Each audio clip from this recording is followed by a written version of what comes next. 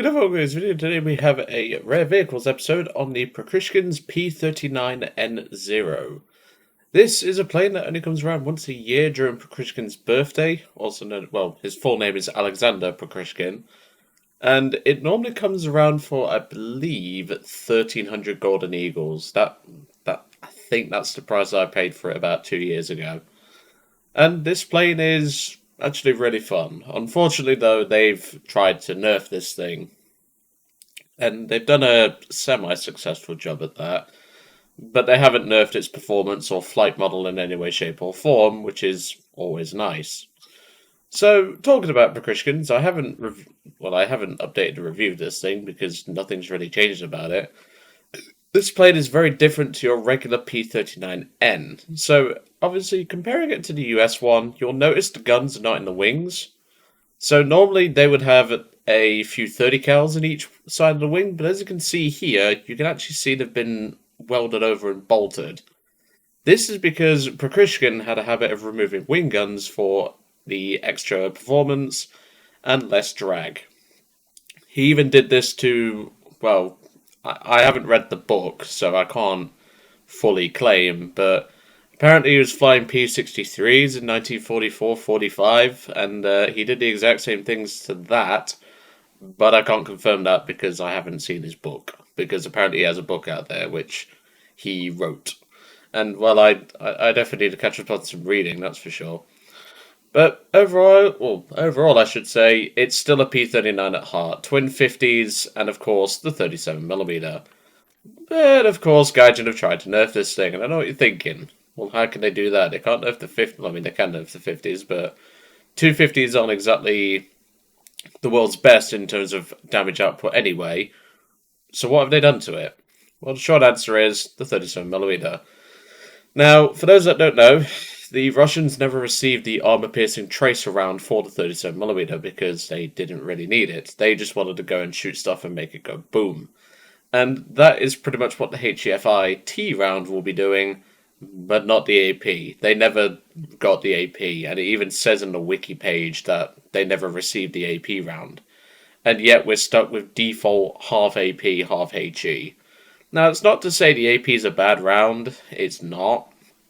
It's the fact that we're limited to a default belt because Gaijin are sick of the P-39's dominance because it is a really good plane for its BR. And obviously with this one being a little lighter and a bit better performing and on Russian teams, yeah, you can see why they tried to nerf this thing. They've also done the same to the P-63s, and it really annoys me. I mean, the Russian P-39K1 has it as well, the P-63A5, and of course my new P-63C5. This also has the issue as well, and even though this plane's still a beast, that's not the point I'm trying to make. So let's dump this thing on a max level crew like I've got here, and let's get cracking. I must admit, it's been a while since I've flown this plane. It's because of the nerf to the 37mm. It does hinder it quite a bit, because obviously not having the extra 30s, you just don't have that weight of shot if you're firing an AP round. Now, as I said, the AP round's not terrible, it's just not ideal. I'd rather be hitting them with a high explosive round, because a 37 AP's, well, AP, sorry, it's just going to go straight for a plane most of the time, not really do much. But we will soon, hopefully, get into a match and go from there, really. And hopefully we get a good map that doesn't require us to go to high altitude. And Ladoga is a perfect example of that. So before Lodi's next me, I'm going to take at least 20 minutes. I would take 30, but in this plane, there's a reason why it has the wing guns removed, and I don't want to put too much weight. And besides, I'm probably going to have to go back to base for ammo anyway, so there's no point fully fueling this thing. And also, this thing is rank 3, so I can actually work on my mark of distinction, because I've not finished it yet. Started last night, got a decent bit done, but yeah, it's just the silver skin for the J9, which I'm unlocking right now. I did some of it last night in the J9 itself. Not a bad plane. I don't think it's, like, great, but it's okay. It's not like 2.0 dominance, best plane in War Thunder at 2.0, etc. It's not that. Far from it. But it's got good characteristics. Like, yeah, the rudder's awful, I agree with that. The compression is a bit over the top. But otherwise, it's not too bad. The climb could be a little better, but I wouldn't say it's the worst event vehicle of all time. No, it's not that bad. But hopefully, Gaijin give it a little buff, because that... I don't know about you guys, but let me know in the comments. Do you think the J9's flight model isn't fully finished? Because to me, it felt like it. It felt like the Mirsky when we got that a couple of years ago. And then everyone was like, oh, it's so bad, and I'm just like, yeah, but it's not finished. And now the Mirsky is a pretty okay plane. Like, yeah, it's not, as I say, dominant, but, you know. Anywho, I will jump us ahead, and I'll see you all once we get into some action. See you shortly.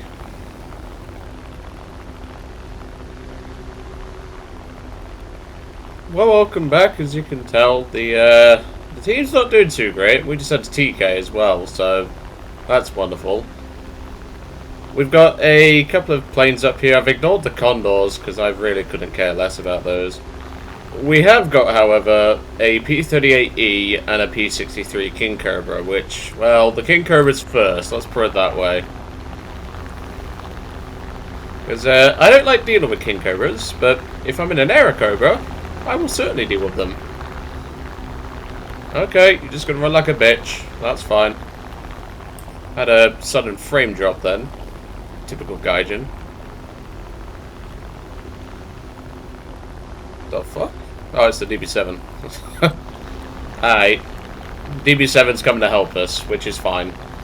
That might give me an opportunity to kill the King Cobra, but first is the P-38 in this moment in time. Hello, Mr. Lightning. Well, lightning never strikes twice, so let's make sure that doesn't happen. Thank you. The first hit was an AP round, you can tell by the spark. But there goes him. He's the most important right now.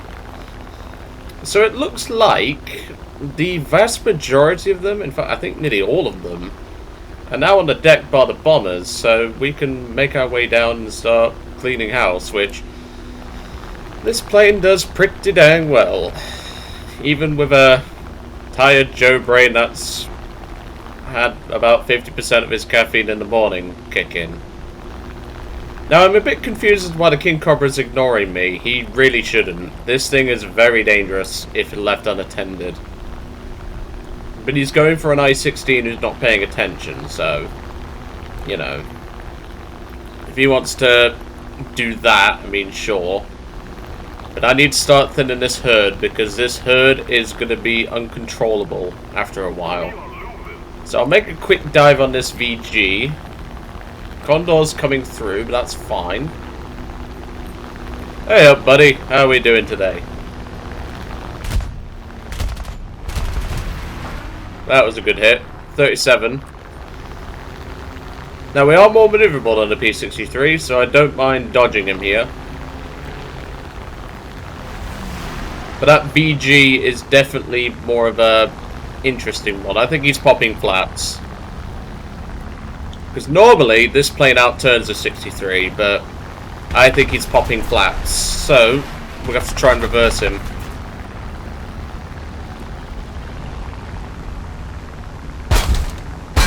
Okay, that sucked, but we've bled enough speed, so it doesn't matter.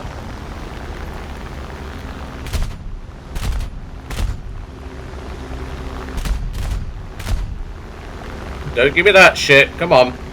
You saw the spark. Okay, the VG's fucked off, so it's just me and this King Cobra. Losing our flaps is really going to hurt us in this engagement.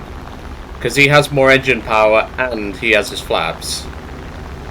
But as I say, we have raw turn rate, which will come in handy, because we're lighter. Not by a lot, but we're still lighter. Obviously, not having our flaps is what's really going to hurt us. I really wish I hadn't deployed my flaps so early, but it's okay. Like I say, we have the raw turn rate. and we have time. The hurricane is buggering off. It's the fact that I fucked up and left my flaps down a bit too long in that engagement. The issue is, though, is I think his extra engine power is going to help him out a lot more than us having no flaps and raw turn.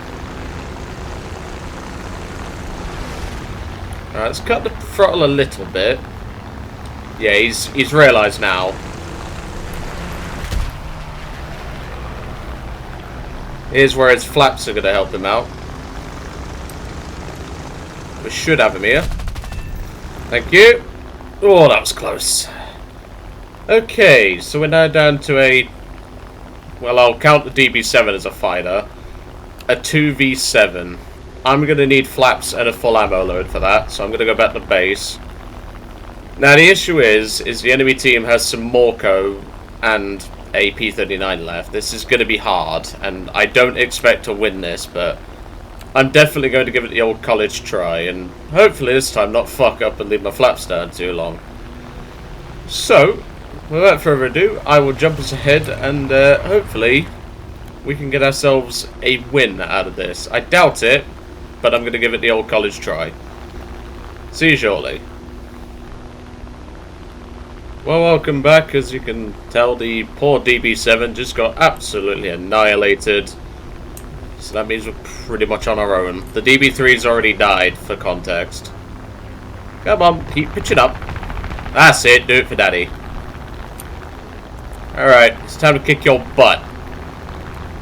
So I've checked player cards, as you do, because, well, it's the best thing to do in this situation. And that Morco Moraine down there is a very important target. For those that aren't going to check in their own time, he's a Smurf. For those that don't know what a Smurf is, essentially it's a very skilled player who makes another account just to try and look like a bad man, and yeah, they're not. He's trying to use his flaps, but that's fine. We should be able to use ours now. And hopefully not rip the fuckers off. No, I'm not going to have the shot. So, I'm going to go back up, because we have the energy. Okay, Hurricane's coming in. He's the more dangerous target at the minute.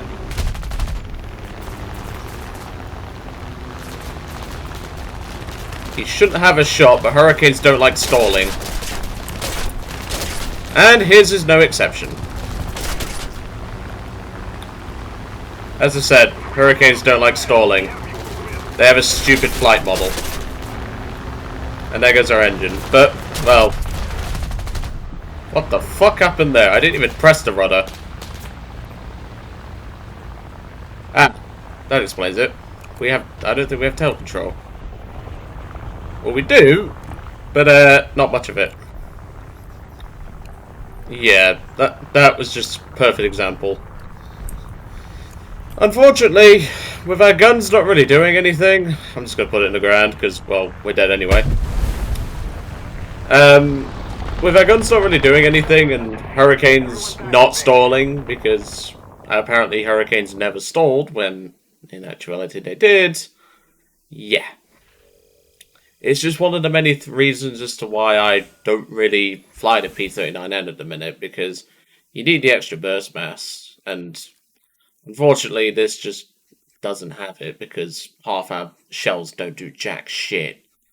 Really disappointing, but because we could have won that, but well, Hurricane flight model and this thing's guns are kind of a recipe for disaster, really.